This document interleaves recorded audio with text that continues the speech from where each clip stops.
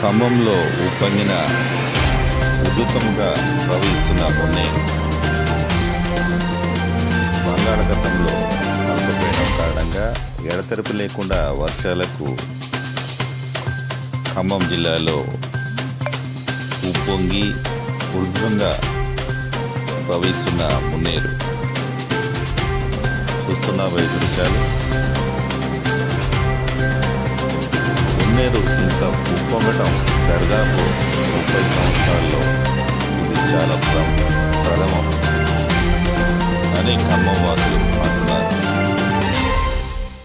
30 సంవత్సరాల్లో ఇంత ఉప్పొంగటం ఇదే ఫస్ట్ టైం అని అంటున్నారు ప్రాంతం వాసులు.